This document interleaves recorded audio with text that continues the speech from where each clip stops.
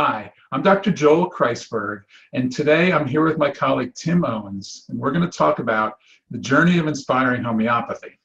Tim, today I'd like to really try and understand what is the difference between the use of the remedy Rhus tox in a conventional homeopathic setting versus how we use it in inspiring homeopathy. Oh, well, that's a big question. It has to go back through my history as a homeopath. Like many homeopaths who started back in the late 80s, early 90s, we had limited materia medica, and a great deal of what we learned about remedies came through the lens of acute prescribing. When I started out, my understanding of Rhus tox was that it was a remedy that was wonderful for treating strains and sprains and stiffness and a basic sort of acute arthritic kind of presentation. And I learned about it and used it happily for really decades.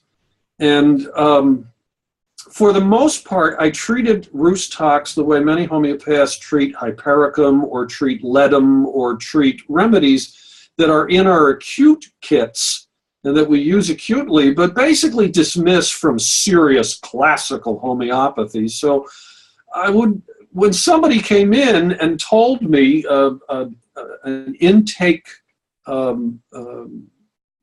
visitation, gave me an intake, and I heard them describe the deep and complex systems that we hear in these kinds of things, I would almost never think of using a remedy like Rhus tox to address that.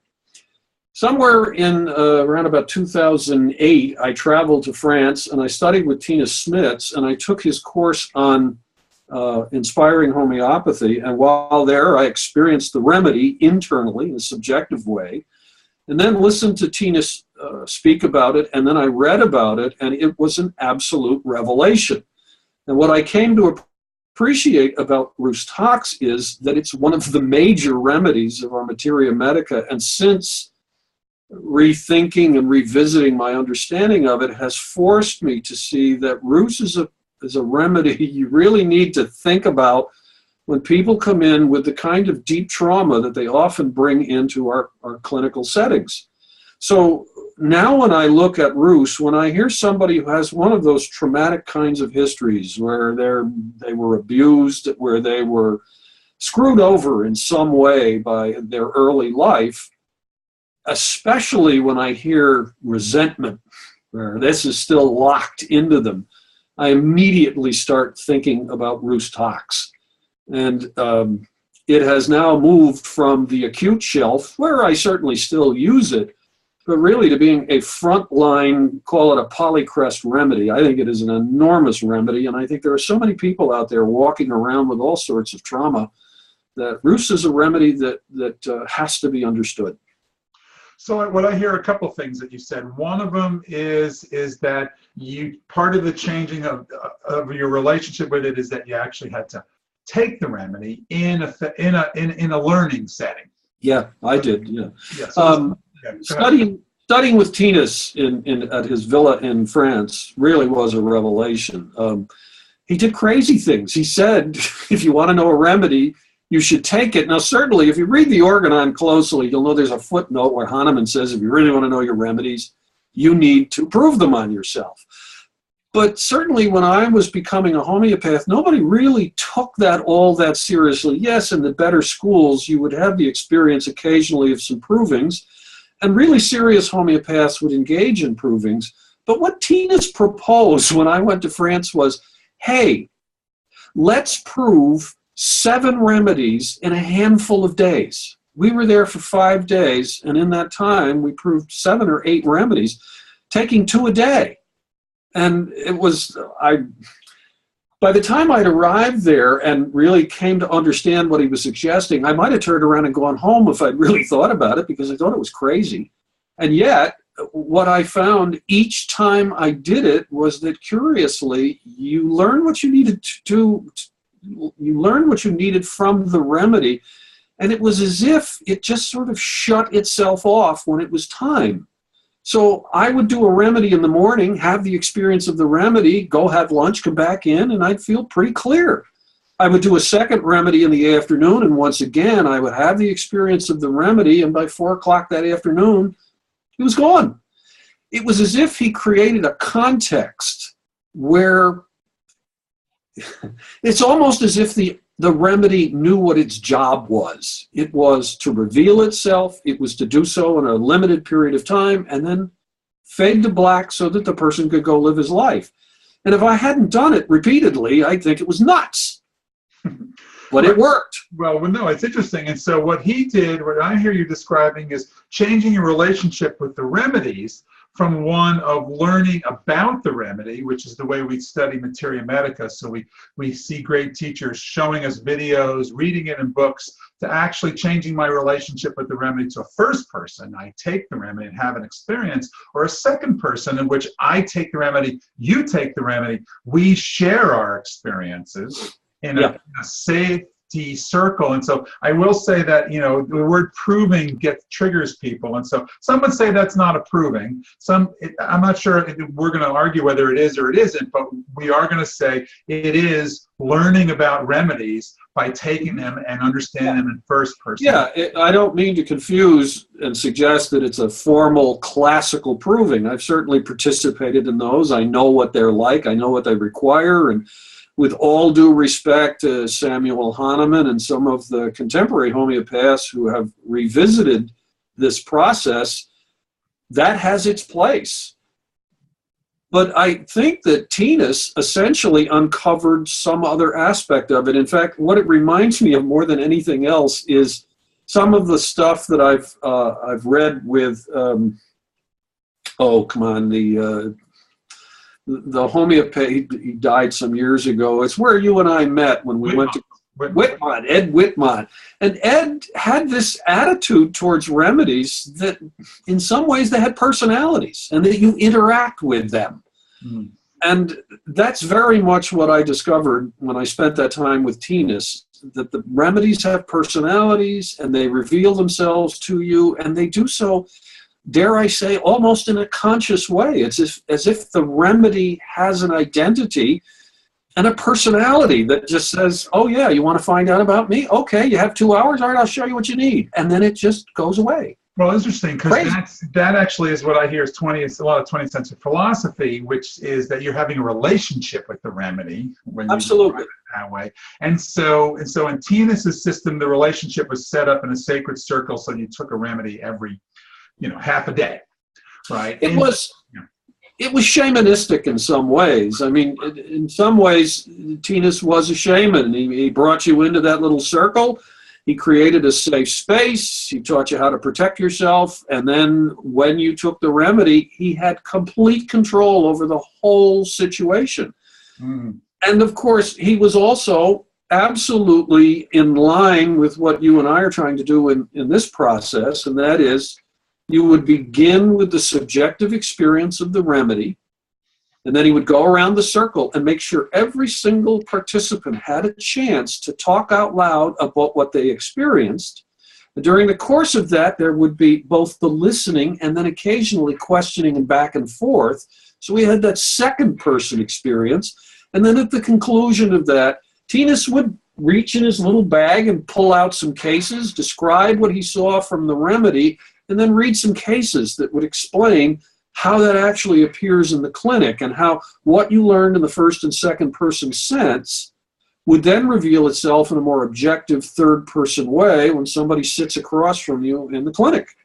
So it was a remarkable experience. Oh, it's nice. And so our modifications are what we're doing with it at this point is we're turning it into something that, since it's hard to get us all in a circle together, we're using this technology. This is exact technology where you can sit in your home anywhere in the United States and have this first person experience. Everybody has the remedies. Everybody takes the remedies. Everybody shares the remedy. We also add to it, adding a journaling process. So we use online forums to actually allow you to literally write some of your experience and have other colleagues in your class actually see and share with you your reflections upon the process. And then the next step is actually starting to look at some of the opportunities that taking these remedies have. So when we look at Rhus tox, Smith actually begins to articulate it as a layer. So tell us about the Rhus tox. What is the layer that he associates with Rhus tox? Yeah. Well, I look at it a couple of ways. Unresolved traumas of the past, particularly when, it's the second way I look at Rhus is the way I learned it as an acute, and it's applicable here. If I want to teach the remedy Rhus in one word, I say stiffness. And I let people just stop and feel that idea of stiffness on every level of someone's being. And so in some sense, when I envision the Rhus layer, there's a trauma which strikes the person so intensely that I almost feel them stiffen up and freeze, as if they have frozen in time, as if that sequence of past, present, and future just locks into this moment, and the person stiffens up, they freeze, they stop moving. And once that occurs, that carries on indefinitely, and then what comes out of that stiffening up, that freezing, is that later on in life, it's as if it starts to manifest with these secondary symptoms. So, for example, cursing and swearing, or getting angry, or weeping without knowing why, or any of these myriad little symptoms. But all of those seem to go back to this idea of there was a trauma that caused that person to just lock up. I can't move anymore. And then the vital force in some ways, in its diligence, in its desire to right itself, to return back to a homeostatic state, it starts to put out these messages, these little pieces of information, this data that says to you, you need to go back and look at something. So when somebody is sitting in the chair across from me and I hear those various symptoms, I hear, oh yeah, he really pissed me off, and oh God, I could just kill him. I immediately start thinking, do we have a Rhus situation here? And that, frankly, they're very common. There's a lot of this that comes into our office. Well, no, that's the key piece is they're so common that most of us have this experience in our lives. So that's the other reason why he started talking about these being universal. And so the other piece that we are working with in the journey of inspiring homeopathy is explore our own relationship with trauma, with victim experiences in our life, because whether we're stuck there with a stiffness or whether we move through it in a very healthy way, I can relate to that experience, and somehow either me or my parents or my kids or my grandparents or my tribe, so to speak. So there is some work to be done building our own relationship with universal experiences. And trauma and victim is a universal experience, and the more I can relate to it, the more I'll intuitively recognize it. And so now what we're saying is taking the Rhus tox in the way you describe as approving or in the sacred circle is giving me a tool for that exploration, to understand the nature of this experience. And so to me, I describe that as homeopathy therefore offers us the ability to grow more capacity. I can grow my capacity to understand suffering and healing by actually taking it in a sacred circle with a bunch of people who are all studying it together. Yeah, this would be very often my critique of many of the ways that I have seen homeopathics taught. Too much homeopathy is taught from the third-person objective. We get piles of materia medica, we study repertory, we look at books. To a lesser degree, of course, if you're in a school or interacting with a mentor or a coach, you can have something of a second-person interaction. But that first-person element of it is sadly lacking. There are far too many places where the whole emphasis on get out the book, look at the notes, memorize the keynotes, memorize the materia medica, learn how to use your repertory, and you're left sort of floating on the surface doing that third person objective. In some ways, that's the weakness of modern medicine, is that they pick up a LabCorp sheet and they look at it and they say, oh yeah, you've got anemia or you've got this or that or the other thing. They don't even see a patient. We're seeing lists of symptoms. We're interacting with this surface level. But there's another way. When someone comes into your office and you start to intuit that situation that they're experiencing, it opens up all kinds of doors for a more holistic style of prescribing. And I would think we of all people should appreciate that. It's a whole process. The first, second, and third person are all part of it.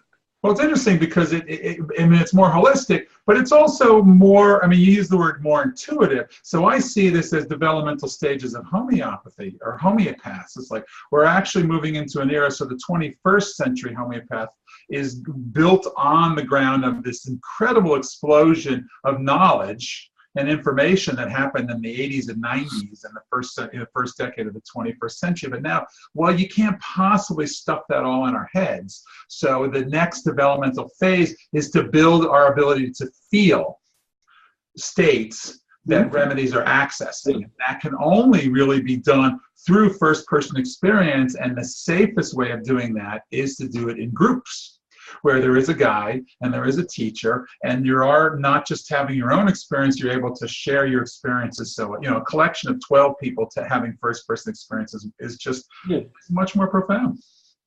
Yeah, and certainly when I worked with Tinas, I had that experience. He did all the things that a good educator would do and a good shaman would do to create that safe space so that in a controlled environment, you could have that subjective experience and then build off of it to become a better homeopath, a better prescriber. So what we have, we're going to bring this video to a close, but there is a link on this page that will take you to a lecture on, you know, healing trauma with Rhus tox that I did for a conference on trauma in San Francisco in September.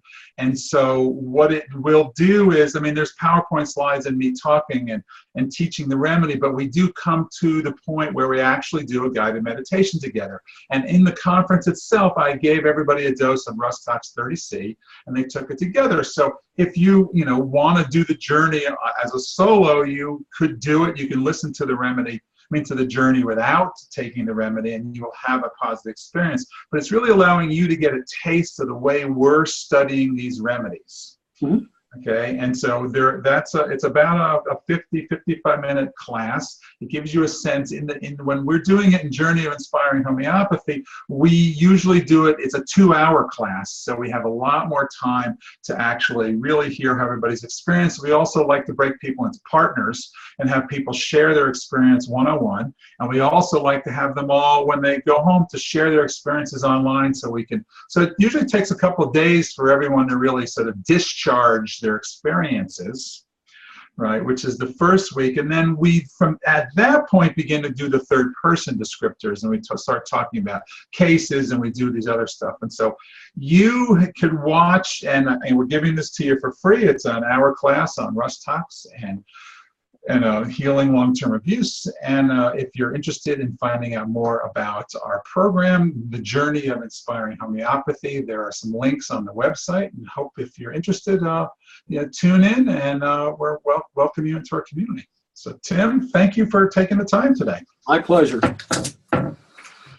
Take care, everyone.